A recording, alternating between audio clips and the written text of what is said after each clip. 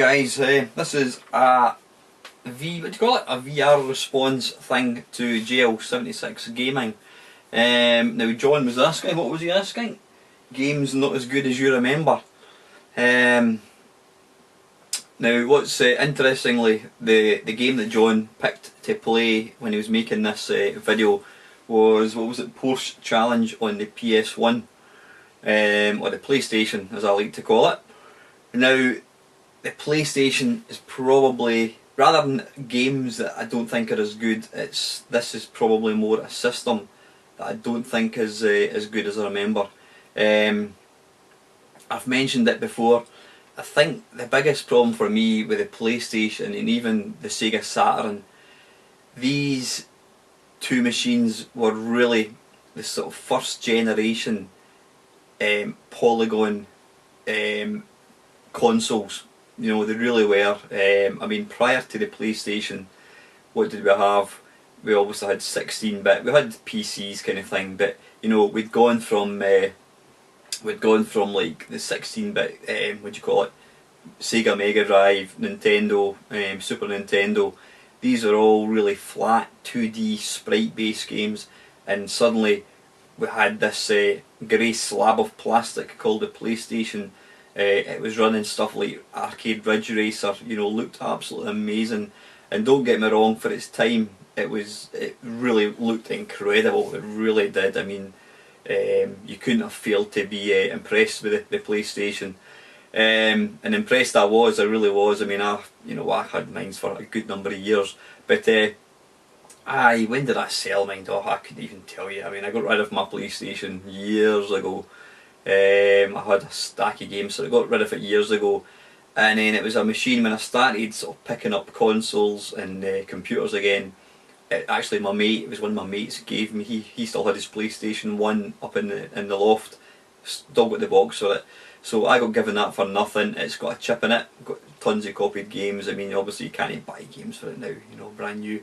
But yeah, I played, what did I put on? I put on Tomb Raider, and it just looked awful. I mean, I can still remember the high that we got from playing these games. I mean, Tomb Raider was a serious, it was a bit of an epic moment in video games. You know, we'd gone from bloody Manic Miner to, you know, I don't know, 16-bit Amiga games, and suddenly we were playing this immersive sort of 3D game. You were there, and you go round the corner and there's this bloody big T-Rex coming towards you. I mean, that's one of the sort of epic gaming moments for probably a lot of people.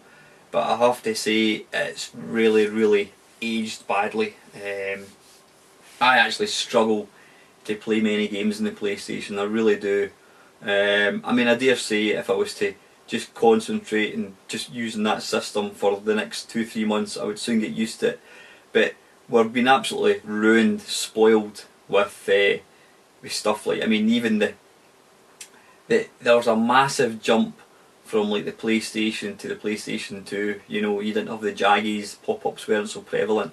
So yeah, really since the PlayStation 2, PlayStation 3, I mean the PlayStation 3 and Xbox 360, I still think the games look incredible, they really do. Then obviously you've got more current stuff, you've got the PS4 and Xbox, and plus, you know, PCs are really up. I mean, their graphics are even better. But yeah, the PlayStation, the games, especially polygon type games, they really haven't, they've not aged well at all. So yeah, that's from a graphical point of view. I would have to say these games are the ones that haven't aged at all. Any other particular games? I mean, if I'm being honest, guys, I would have to say the majority of 8-bit games. I mean, I'm a massive fan of 8-bit games. You know, it's the whole nostalgia thing for me, like most people. But I would have to say there are very few 8-bit games that could hold my attention for like an evening. You know, back in the day, you would load up a game and you would play a game for hours on end. I mean, the case in point, I've got a game up there, International Soccer cartridge on the Commodore 64. That was the first main game I got from a C64, and I must have played it for I don't know, I must have played it solid for 6 months. Every night, every day, every night. When I wasn't at school, wasn't working, whatever, I was playing this game.